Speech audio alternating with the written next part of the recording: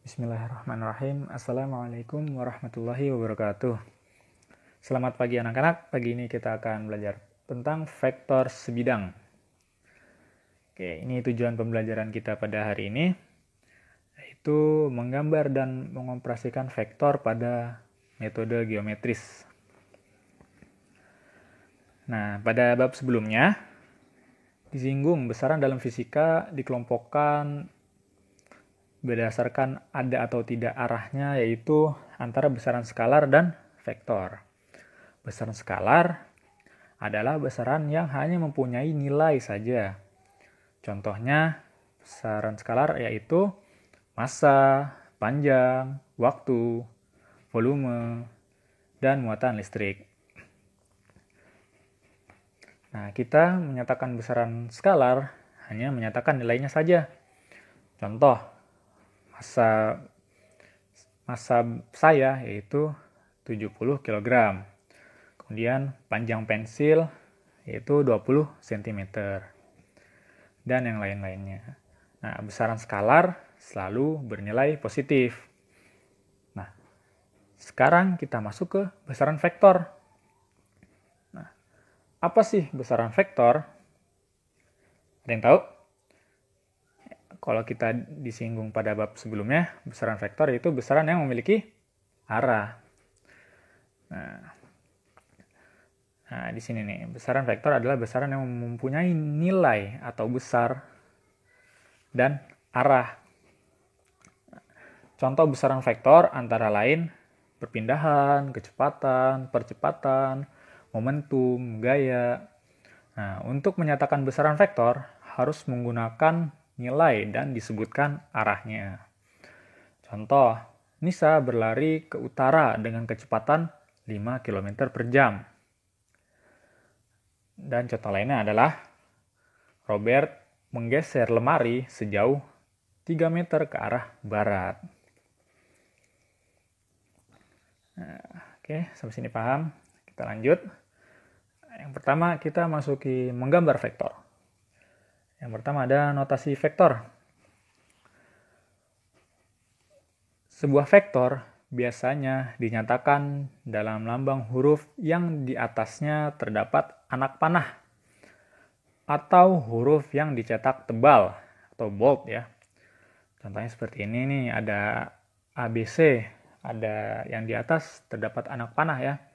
Kemudian jika tidak terdapat anak panah, maka dicetak tebal. Nah, kemudian untuk nilai vektor dinyatakan dengan sebuah huruf dengan anak panah di atasnya atau huruf tebal beserta tanda mutlak. Nah, seperti ini ya. Ada A, B, C yang terdapat tanda mutlak dan anak panah, dan ABC terdapat huruf bold dengan tanda mutlak juga. Oke, kita lanjut. Nah, yang pertama penggambaran vektor. Contoh yang pertama itu, jika kamu berjalan dari barat ke timur, artinya kamu telah melakukan perpindahan. Nah, vektor perpindahan ini dapat digambarkan dengan anak panah. Panjang anak panah merupakan nilai vektor. Sedangkan arah anak panah merupakan arah vektor. Nah, ini titik A di sini disebut dengan titik pangkal atau titik tangkap sebagai tempat vektor mulai bekerja. Dan titik B di sini merupakan titik akhir tujuan dari vektor tersebut. Nah, contoh di sini ya. Misalkan kamu berpindah, vektornya disimbolkan dengan huruf P. Dari arah barat ke arah timur sejauh 100 meter. Maka 100 meter merupakan nilai vektor perpindahanmu. Nah, ke arah timur gitu ya. Jadi dari sini ke arah timur. Nah, kemudian bagaimana jika membentuk sudut? Nah, jika membentuk sudut, maka dapat digambarkan sebagai berikut nih, seperti ini. Ada sudutnya. Ini arahnya. Di sini ada sudutnya. Seperti itu ya. Nah, berdasarkan gambar ini dan gambar yang ini, nilai vektor perpindahannya sama besar, tapi hanya memiliki arah yang berbeda. Kalau sini ke sebelah timur ya, di sini membentuk sudut theta ke arah timur juga. Oke, bisa dipahami sampai sini. Next, selanjutnya. Nah, ini kemudian ada dua vektor yang sama. Jika vektor memiliki arah yang sama dan nilai yang sama, nah misalkan di sini ada vektor A dan vektor B, maka vektor A sama dengan vektor B. Nah, serta vektor A dan vektor B dikatakan sama, kedua vektor dapat digambarkan seperti ini. Ya, ini sama, arahnya sama, panjangnya sama, artinya nilainya juga sama, di sini juga sama. Oke. Nah, kemudian ada dua vektor berlawanan arah. Nah, jika vektor B berlawanan arah dengan vektor A, maka secara otomatis salah satu vektor diberi tanda negatif. Misalnya seperti ini. Di sini ada A ke arah sana dan B ke arah sebaliknya. Nah, maka ditulisnya adalah A sama dengan minus B. Jadi nanti jangan bingung ya ketika bertemu soal atau yang lainnya gitu. Ketika terbalik arah, nah mudahnya tinggal diberi nilai negatif. Oke, kita lanjut. Nah, kemudian masuk ke operasi vektor. Operasi vektor di sini kita masuk ke penjumlahan dan pengurangan vektor. Terdapat dua metode, yaitu metode geometris dan metode analitis. Untuk pertemuan hari ini kita belajar tentang metode geometris, di mana metode geometris itu terdapat 3 metode. Yang pertama adalah metode segitiga, yang kedua metode jajar genjang, dan yang ketiga metode poligon. Itu sisi banyak ya.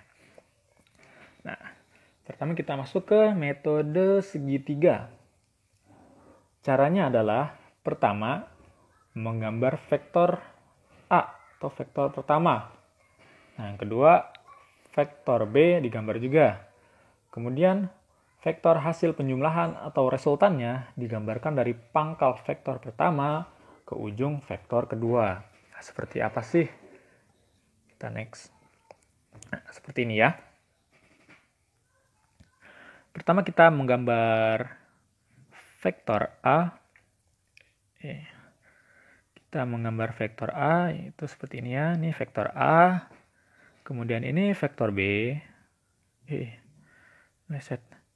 Nah, ini vektor B. Nah, maka vektor A dan B kita sambung. Vektor A, vektor B. Kemudian resultannya yaitu dari pangkal vektor pertama ke ujung vektor kedua. Nah, ini resultannya. Oke, ya seperti ini. Kemudian penjumlahan vektor ini berlaku komutatif dan asosiatif. Di mana kalau komutatif adalah vektor A ditambah vektor B, maka hasilnya sama dengan vektor B ditambah vektor A. Kita bisa membolak-balikan penjumlahan ini yang pertama dan yang kedua, ya. Kemudian asosiatif ketika misalkan di sini contohnya vektor A ditambah vektor B ditambah vektor C ya. Nah, kita boleh menggunakan asosiatif ini.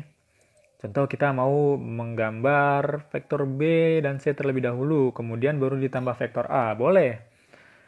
Begitu pula sebaliknya kita mau menjumlahkan atau mencari resultan vektor A dan vektor B dulu baru ditambah vektor C, itu boleh juga. Nah, seperti ini contohnya ya. Ini yang pertama komutatif. Vektor A kita gambar terlebih dahulu, kemudian ditambah dengan vektor B. Nah, sedangkan yang terbalikannya, kita gambar vektor B terlebih dahulu, ditambah dengan vektor A. Maka resultannya akan sama. Kemudian ini juga asosiatif nih. Yang pertama tadi kita menggambar B dan C terlebih dahulu. Di mana di sini ada A, di sini B, di sini C. Oke, kita gambar B dan C terlebih dahulu. Ini B, ini C. Nah, maka resultan B dan C di sini. Oke, kemudian tinggal kita tambah dengan vektor A.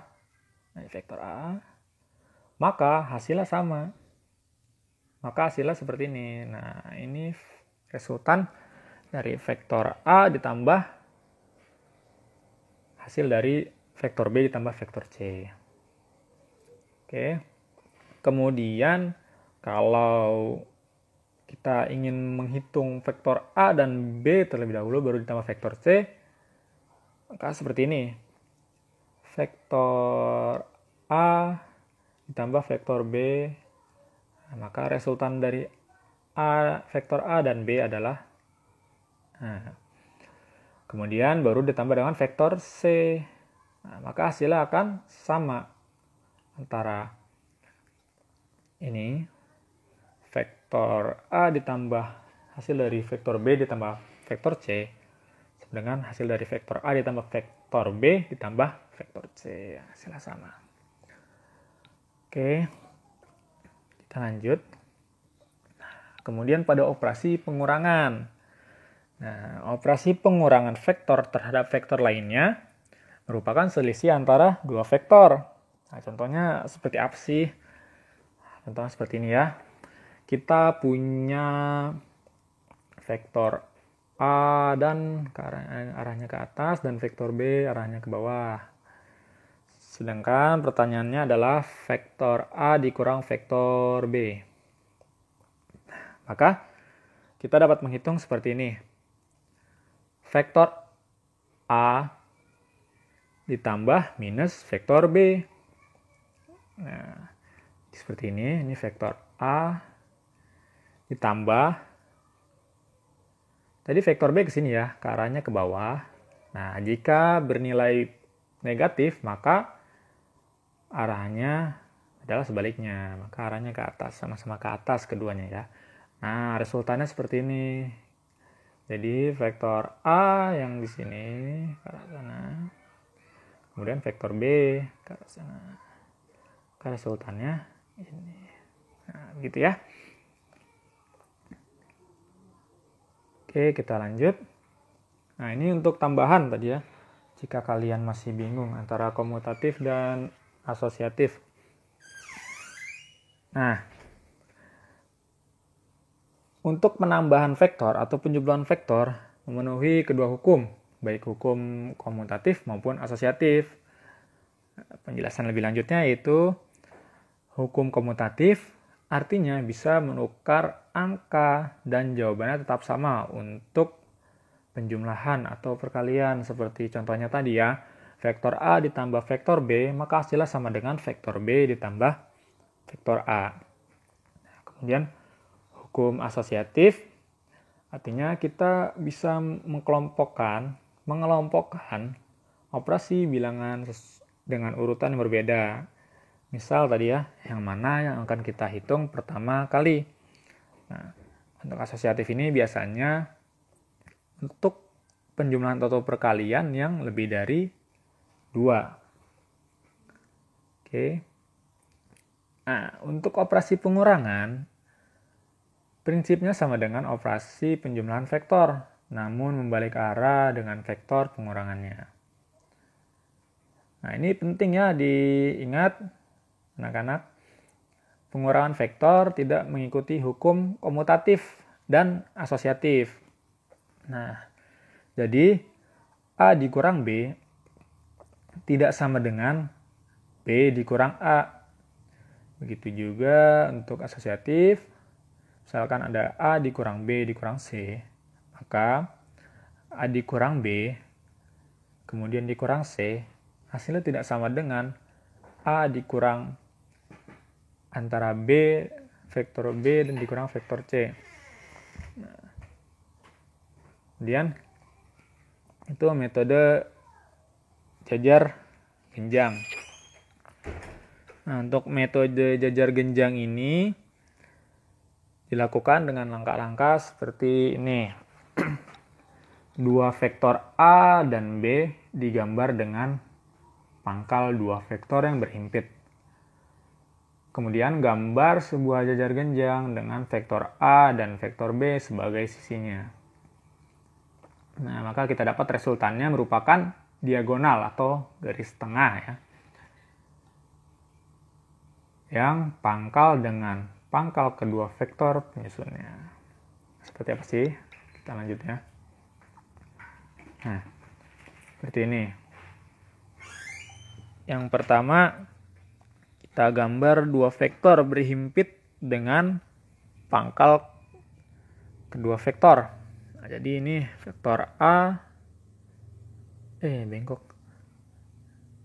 Nah, vektor A kita berhimpit dengan vektor B. Nah, ke arah sana ya. Kemudian gambar jajar genjang sebagai sisi-sisinya. Jadi ini digambar nih titik-titik jajar genjang. Dan ini juga. Nah, resultan dari vektor A ditambah B itu ini. Oke, begitu juga sama ini juga ya.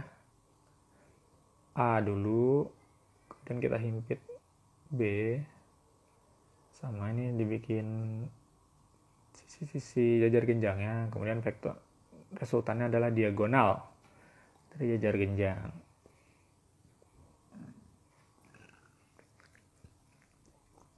Ya, kemudian, nah ini untuk pengurangan ya.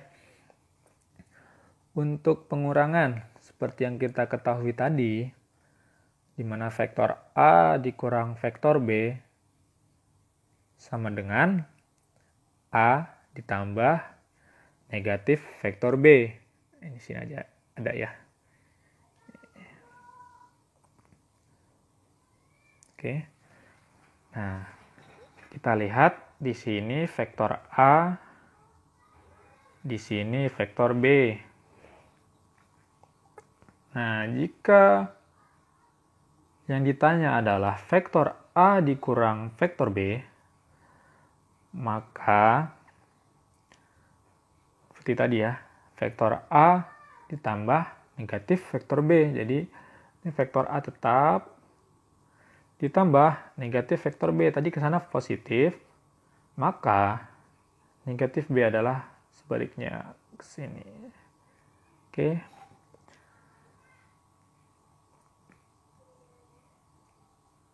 Nah, kenapa kok nggak dari sini, Pak? Karena untuk penggambarannya itu dari pangkal. Nah, makanya ini A, ini minus B. Nah, kemudian kita bikin jajar genjang. Nah, maka resultannya adalah ini. Itu ya. Oke, lanjut. Nah, kemudian ada metode poligon.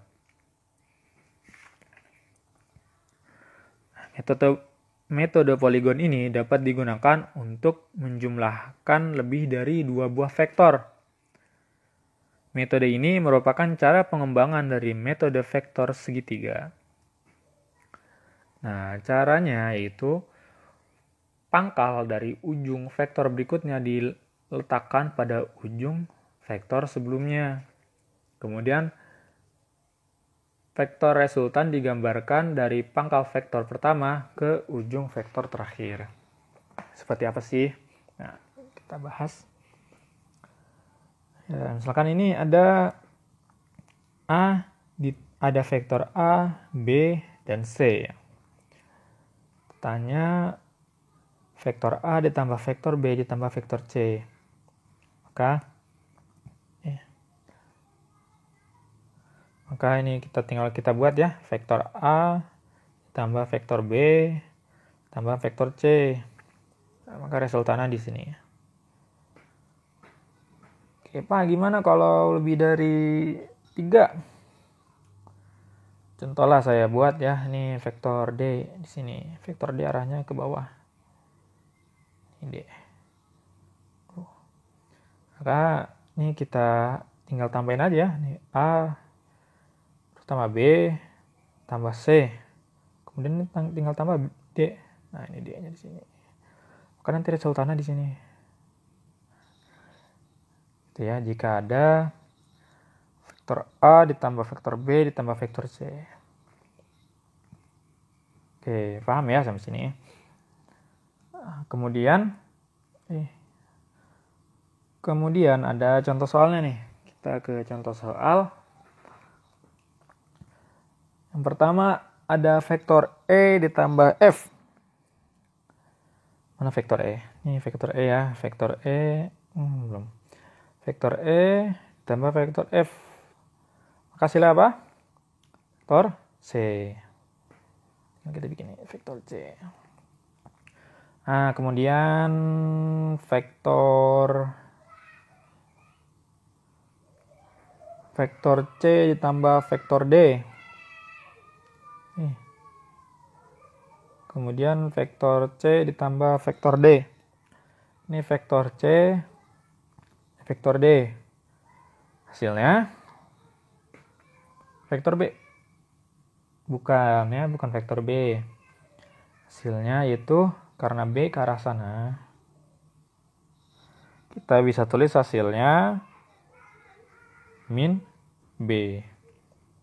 Karena resultannya seharusnya ke arah sana. Dari C ke ujung D. Atau bisa kita tulis, misalkan ada seperti ini ya. Ini sama dengan F. Jadi atau F. Kemudian gimana kalau A ditambah B ditambah C? Tinggal ketik garis saja ya.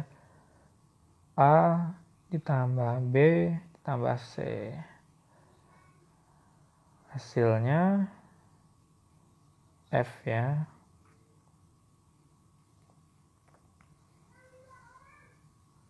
Oke, maka ini ya uniknya dari vektor. Dia bukan jarak yang dilihat, tapi perpindahannya dari titik awal ke titik akhir. Bisa jadi mereka banyak nih melakukan perpindahan. Contoh tadi ya, dari C ke D. Ini hanya 2 kali perpindahan, sementara yang A, B, C melakukan 3 kali perpindahan. Tapi perpindahannya menghasilkan hasil yang sama. Seperti itu. Oke, baik. Terima kasih anak-anak. Ini pertemuan pada hari ini. Kita lanjut di diskusi pada WhatsApp group. Oke, kurang lebihnya dari saya mohon maaf. Assalamualaikum warahmatullahi wabarakatuh.